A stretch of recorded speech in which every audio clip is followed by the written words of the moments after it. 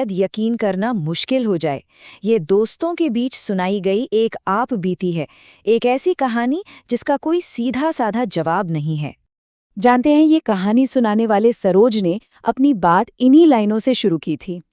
और सच कहूं तो ये लाइनें आने वाले खौफनाक मंजर की एक झलक दे देती हैं कि जो भी हुआ वो शायद किस्मत में पहले से ही लिखा था। तो चलिए कहानी में सीधे चलते हैं, मिलते हैं सरोज से और जानते हैं कि आखिर उस सुनसान वीरान जगह पर उसके साथ ऐसा क्या हुआ जिसने उसकी जिंदगी को हमेशा के लिए बदल दिया। तो बात है सरोज की, जो मध्य प्रदेश के ढोलन गांव का एक कॉलेज स्टूडेंट था। पॉकेट मनी के लिए काम चाहिए था, तो मौका मिला अपने चचेरे भाई मुन्ना लाल के साथ एक दुकान चलाने का। लेकिन ये दुकान किसी शहर में नहीं थी, ये थी छतरपुर हाईवे पर एक एकदम सुनसान वीरान जगह पर। मतलब दूर दूर तक कोई आबादी नहीं, बस जंगल, पहाड़ और वो अकेला हाईवे। दुकान पर पहुंचते ही सरोज का सामना पहली अजीब चीज से होता है, एक पुरानी सी दीवार, और उससे भी ज्यादा जरूरी एक चेतावनी जिसे उसने सुना ही नहीं। दुकान के ठीक पास में अंग्रेजों के जमाने की एक बहुत ऊंची दीवार खड़ी थी। क्यों थी, किस लिए थी, किसी को नहीं पता था। मुन्ना लाल ने बस इतना बताया कि वो लोग हर शाम उस दीवार में बने बूढ़े देव के मंदिर में एक दिया जलाने जाते हैं। मजे की बात ये थी कि उस दीवार में एक नहीं बल्कि दो मंदिर थे। एक बड़ा वाला जो एकदम साफ सुथरा था, लगता था रोज पूजा होती है, और ठीक उसके बगल में एक छोटा सा धूल मिट्टी से भरा, जैसे बरसों से किसी ने झांका तक ना हो। और यही छोटा सा फर्क आगे चलकर एक बहुत बड़ी और भयानक गलती की वजह बना।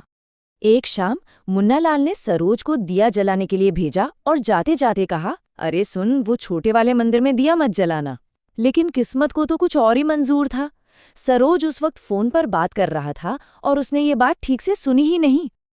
और बस यहीं से कहानी में एक ऐसा खौफनाक मोड़ आता है जहां एक छोटी सी गलती एक ऐसे साए को जिंदा कर देती है जो सरोज को फिर कभी नहीं छोड़ता। सरोज ने मुन्ना लाल की आधी अधूरी सुनी बात का मतलब ही उल्टा निकाल लिया। उसे लगा कि उसे बगल वाले यानी छोटे मंदिर में ही दिया जलाना है। उसने सोचा, शायद भैया ने इसी वीरान मंदिर में दिया जलाने को कहा होगा। ये वो गलती थी जिसकी कीमत उसे अपनी पहचान से चुकानी पड़ी। दिया जलाकर जैसे ही सरोज दुकान की तरफ मुड़ा, उसने जो देखा वो यकीन से परे था। उसकी परछाई उसके साथ चली नहीं रही थी, वो वहीं दीवार पर चिपकी रह गई थी, मानो उस दीवार ने उसकी परछाई को ही उससे छीन लिया हो। उस रात के बाद तो जैसे एक सिलसिला ही शुरू हो गया। हर रात ठीक 12 बजे सरोज की आंख खुल जाती। उसे एक भयानक तूफान की आवाजें आती, जबकि बाहर मौसम साफ होता, और फिर दीवार के पार से कोई रोते हुए उसका नाम पुकारता। वो हर रात डर के मारे दीवार की तरफ भागता और वहीं गिरकर बेहोश हो जाता। और सिर्फ इतना ही नहीं, एक और बहुत अजीब चीज होने लगी। सरोज न जाने क्यों हर रोज बाजार से सिलाई वाली ढेर सारी सुइयां खरीदने लगा। वो खुद नहीं जानता था कि वो ऐसा क्यों कर रहा है, बस एक अजीब सी धुन सवार हो गई थी। अब कहानी अपने सबसे डरावने हिस्से पर पहुंचती है। एक रात सरोज को दुकान पर अकेले रुकना पड़ा, और उस रात उसने फैसला किया कि वो भागेगा नहीं बल्कि इस डर का सामना करेगा। हुआ ये कि मुन्ना लाल को किसी काम से गांव जाना पड़ा, और अब सरोज दुकान पर अकेला था। उसने मन बना लिया कि आज रात चाहे जो हो जाए, वो सोएगा नहीं, वो पता लगाकर रहेगा कि आखिर ये सब है क्या। और हुआ भी वही। ठीक रात के 12 बजे वही रोने की आवाज आई, लेकिन इस बार आवाज एकदम साफ थी। कोई कह रहा था, मुझे इस कैद से छुड़ाओ सरोज। कोई दीवार के उस पार से उसका नाम लेकर मदद मांग रहा था। सरोज ने हिम्मत जुटाई, एक सीढ़ी उठाई, दीवार से टिकाई और ऊपर चढ़ने लगा। हर एक कदम के साथ वो आवाज और साफ होती जा रही थी, और जब उसने दीवार के ऊपर से दूसरी तरफ झांका तो उसके पैरों तले जमीन खिसक गई।